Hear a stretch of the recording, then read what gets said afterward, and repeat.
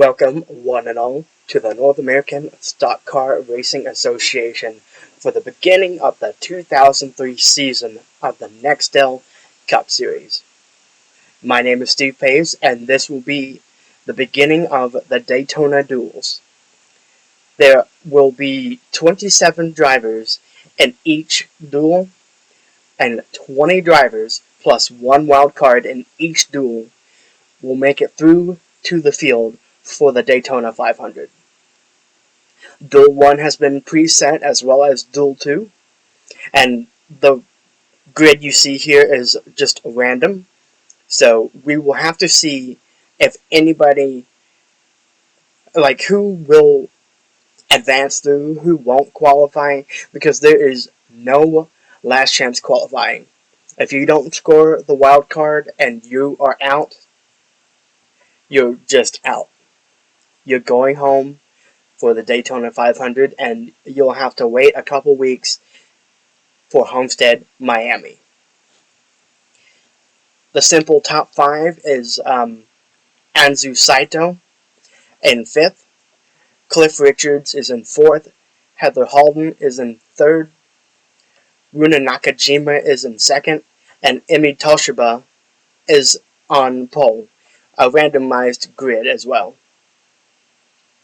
There's a lot of Japanese drivers in the front of this pack, so we will have to see if any of them can qualify their way in. The only driver locked into the entire field out of everybody who is attempting this race is Mark Evans and the number 33, as you can see right there. So if Mark Evans, for example, were to fall back and fall out of the top 20 at the end of the race, he will still make it in anyways. He will just be considered the wild card. So without further ado, let's get the 2003 season started with a 20-lap duel at Daytona. Pace car has come in, and Emi Toshiba will lead us to green. Green flag, and here we go. 27 drivers in this field, 20 will make it, plus 1. Toshiba has made a very good start and is already clear of the field. Cliff Richards is going to make it a 1-2 for Omoko AMG. And further back, it seems like everything is clear so far. Will McLeod at the back, Eliza Eveland at the back, Nick Holliday, Jody Summer, Ethan Rice, Casey Paulson, and very many more. Oh, that's very nearly contact between Fleming and Roberts there. Parsons nearly into the wall, Feek nearly into the wall. Oh, there's contact, and that's a crash. Caution is already out, and it's a big one. There's a bunch of cars going everywhere. I see Mark Evans, Eveland, many others. Parsons, Fleming. Oh boy, it has already started. Rice is involved. McLeod's involved. Placharczyk, Craig Ferguson Jr., Anton Alvarez is involved. Casey Paulson's involved. Mark Evans and Brian Feek is involved, and I think that's about it. Nick Holliday is also in it. Shiva De Savros is also in it. Maxwell Parsons may have gotten a piece, maybe not. But we're going to have to take a look at that and see what has caused caution on lap number 3 going on to lap number 4 of Duel 1. Coming into the tri-oval, De Savros is going to make contact with Logan Placharczyk, and everybody else is just going to crash around them. There's been 10 to 15 cars involved in this one. That's quite a big one early on in this duel. Most everybody seems like they're going to keep it going, but there are some heavily damaged cars in this pack. The helicopter cam for us, and it looks like Placharczyk pushes up just a little bit into De Savros, and everybody else gets involved. Tommy Roberts was also a piece of that. I did not notice he had been involved. A lot of cars in this one, and a tough break for all of them, because some of them will be out of this one.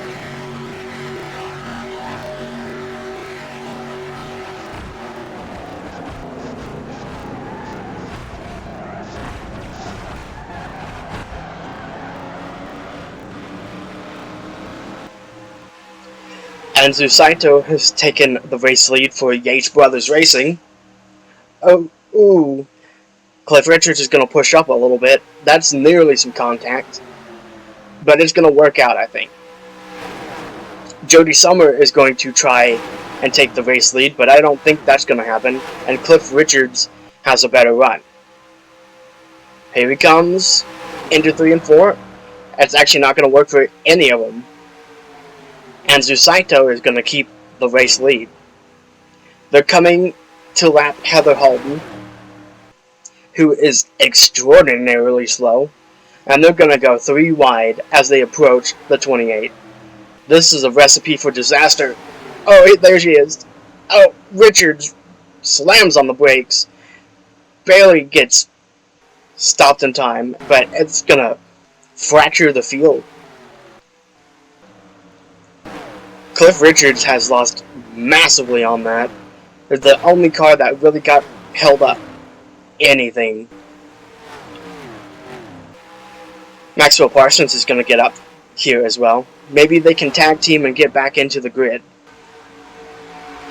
Oh, they're lapping Anton Alvarez and Will McLeod. McLeod still has the transfer. Oh, Chris Gins is very nearly into the wall. And Emi Toshiba has taken the race lead. John Johnston and Jody Summer, I don't know which one it is at the current moment, has taken third. All of these drivers you're seeing here have made the Daytona 500, not this one. Because Anton Alvarez and this number 87 right here are the only two really fighting for the transfer, because everybody else is ahead of them or too slow. Jessie McKendry getting massively held up. That's going to cost her. And I think we're going to be staring at the winner in this little pack right here. Johnston, Nakajima, Gins, Sedgwick, Toshiba, and Summer. I think there is also another car somewhere close by. It is Saito and Reynolds. They're fairly close. Oh, and Fleming. Vincent Fleming is there. Coming to 2 to go. This is for all the marbles. And they're coming up to Heather Holden once again. Nakajima. Oh, and that's going to really fracture the field once again. And Nakajima made the wrong decision by going to the middle. And now it's the top 2 Hendrick Racing Incorporated cars, the 7 and the 5, 1-2. They've come to lap Craig Ferguson Jr., and that's going to be really easy. The white flag is in the air, and it's John Johnson trying to hold on for duel number 1 and a victory. Dan Sedgwick is back there, as well as Vincent Fleming, but I think they may be too far. It's the 7 and the 5. Through 1 and 2. Gims may be gaining a little time. Definitely. Is he going to throw it down there and try and make this move to get the win? I don't think he really has enough of a run either. Into 3 and 4 for the final time in Duel 1. Chris Gins is on the back of the 7. Right there. He's going to peak, but he's going to tuck back in line, and John Johnston wins duel number 1. The question is, who has gotten the final transfer? Will McLeod and the number 87. is your final transfer for duel number 1. And Mark Evans, who finishes out of the race on 25th, is going to get in via the wild card. We're going to get duel number 2 set up for you and be right back. Don't go anywhere. The action is just getting started here at the Daytona 500. The Daytona Duels, powered by Pepsi.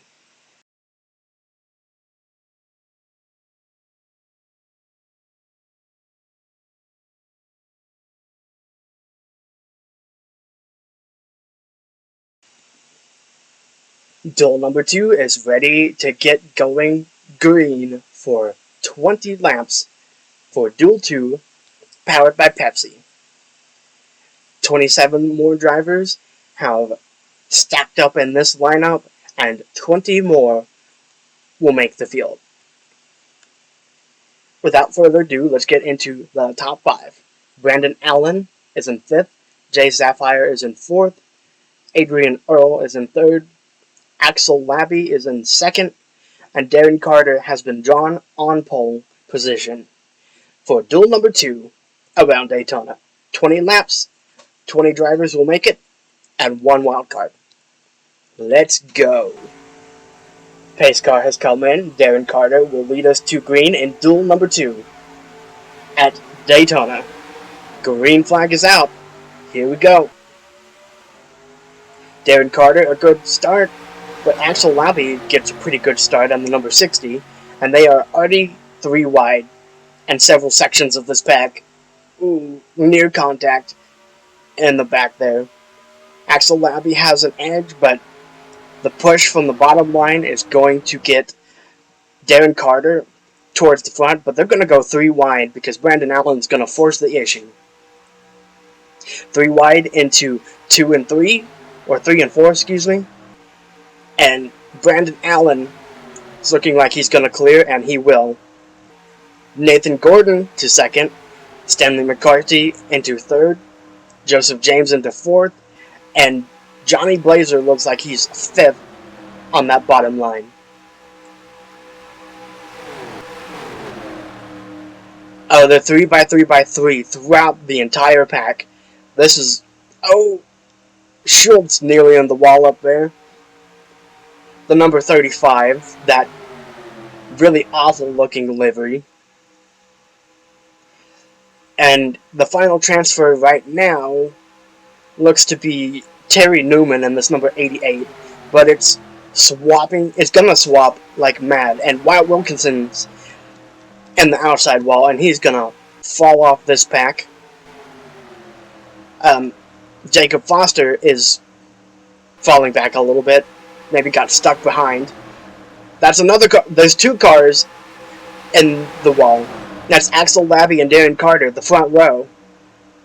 They're gonna keep it straight for the most part, but they may fall off the draft if they can't keep up and get back up to speed.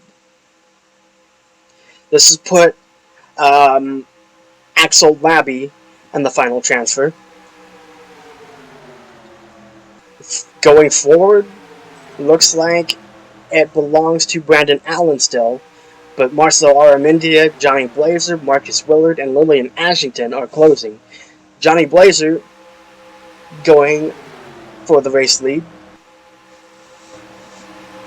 It looks like Johnny Blazer's going to get there, so he is clear into the race lead.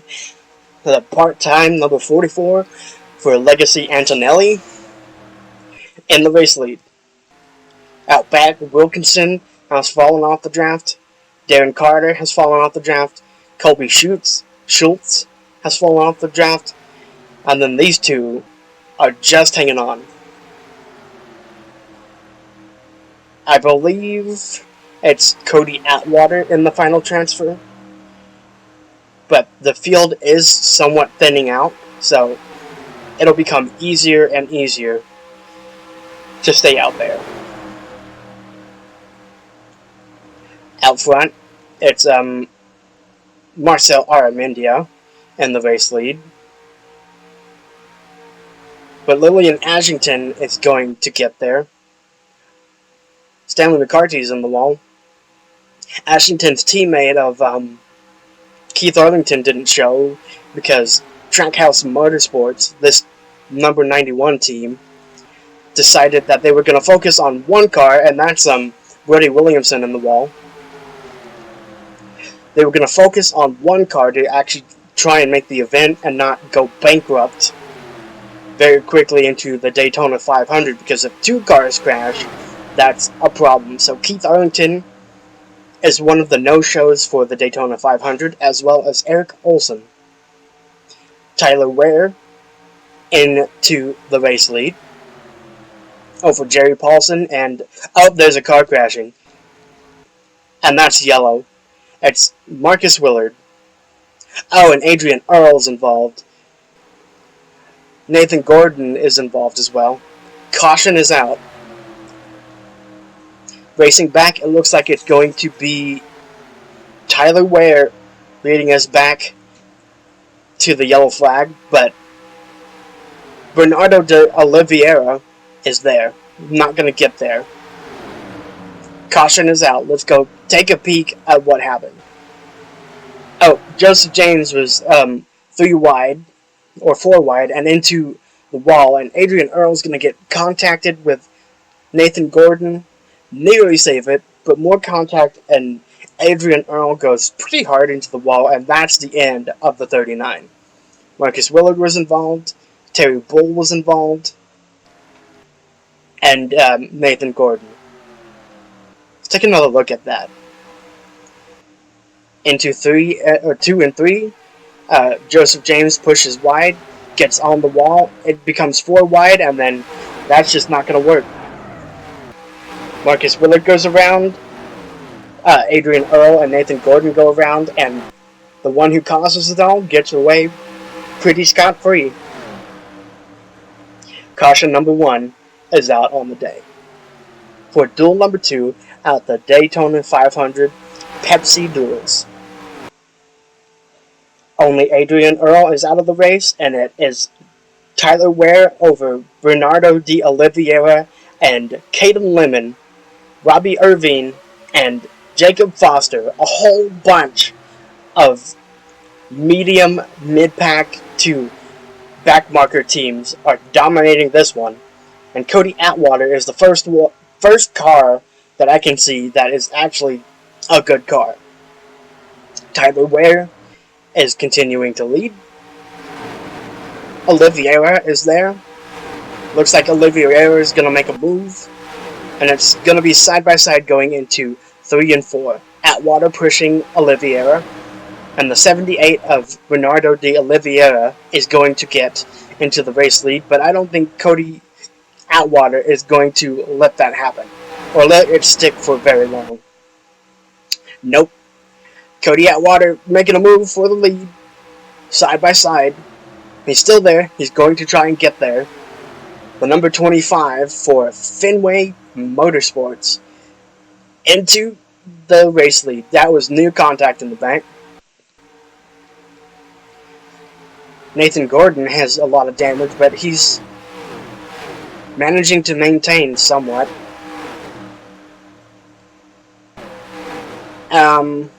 A couple of these guys have pretty much fallen off the draft. McCarty, Joseph James, Willard, Wilkinson, Terry Bull, and Schultz have also nearly fallen off the draft, as well as Darren Carter. The final transfer, though, is that number 35 of Colby Schultz.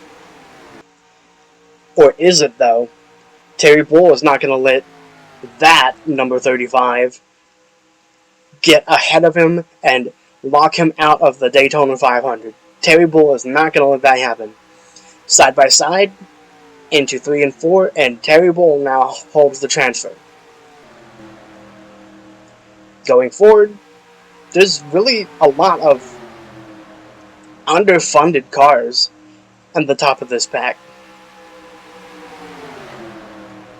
Like, look, here's the 50, there's the 57, the 78, you have the 44 back there, and there's many others. Alex Browning into second, Patrick Raven into third, Marcel Aramendia is in fourth, and Caden Lemon looks like he's coming from fifth. Aramendia is going to push Raven and try to get to Blazer. Oh yeah, Joseph James is definitely probably out of this one, as well as Nathan Gordon, Willard, Stanley McCarthy. Oh, that was very nearly contact with Wyatt Wilkinson. Wilkinson's probably out as well. And Colby Schultz.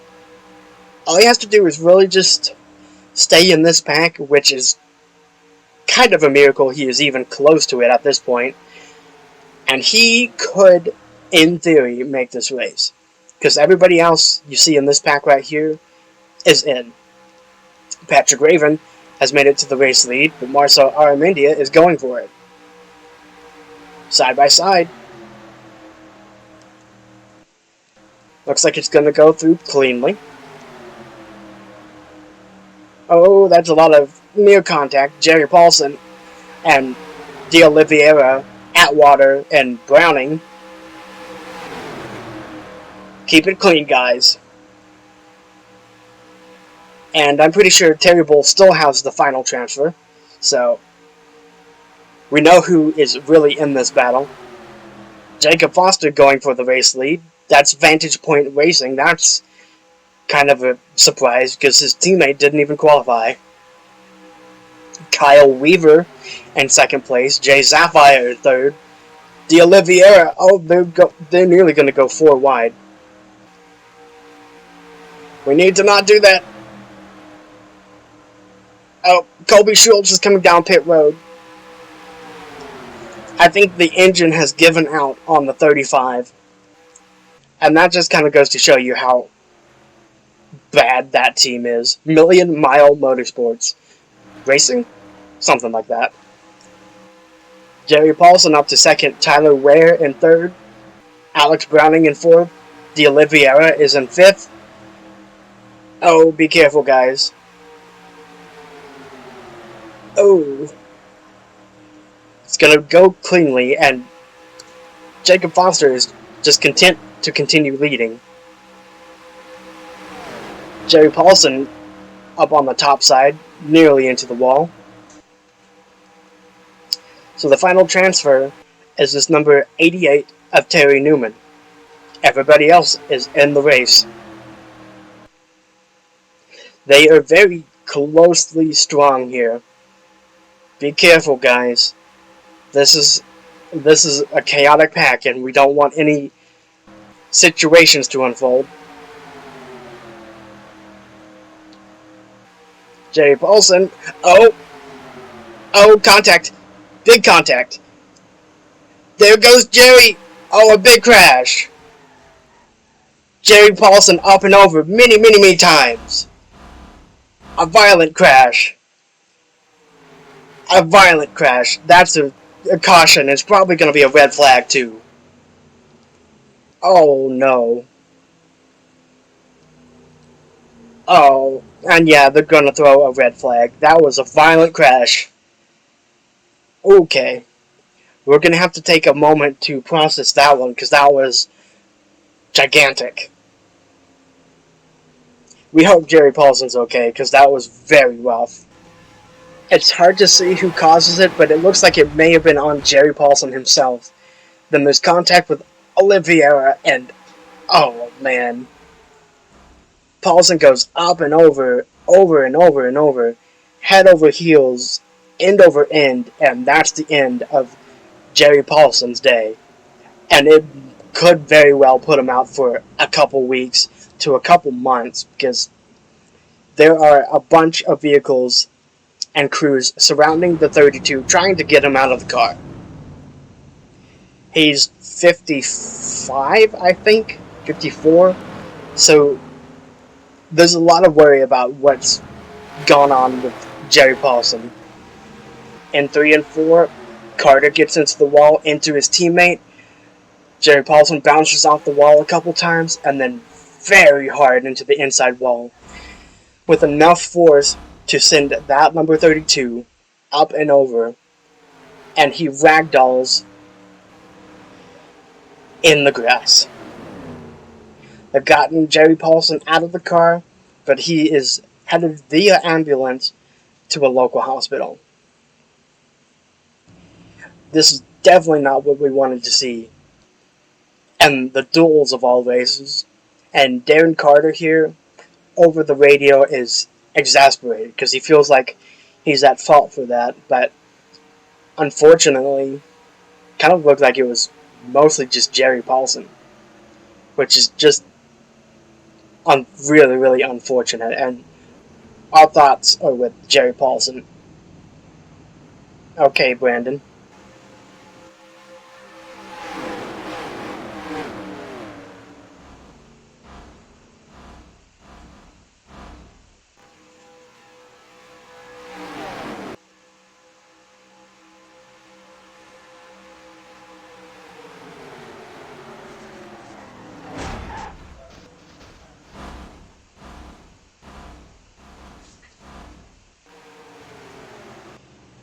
Because there is no green, white, checkered for duels, the finish is on us. And it's Jacob Foster over Tyler Ware, Alex Browning, Terry Bull, Robbie Irvine, Rudy Williamson, Cody Atwater, Johnny Blazer, Lillian Ashington, and Patrick Raven. Your top 10. The final transfer goes to Marcus Willard via the chaotic role and elimination of Jerry Paulson and Bernardo de Oliveira. This has also put Stanley McCarthy right here in this number 14 into the Daytona 500 by the skin of his teeth.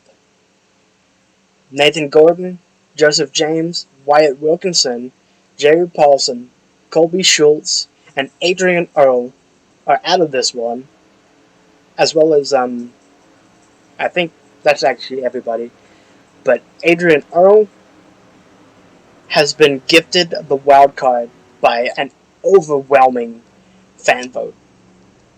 So Adrian Earle will make the Daytona 500. That finishes it for us at the Daytona 500 for the Pepsi Daytona Duels. I am Steve Pace. This is the Pace Network, and this is the North American Stock Car Racing Association. And in just a few more seconds, Jacob Foster in this number 64 will win duel number 2. Congratulations to Vantage Point Racing for the duel win.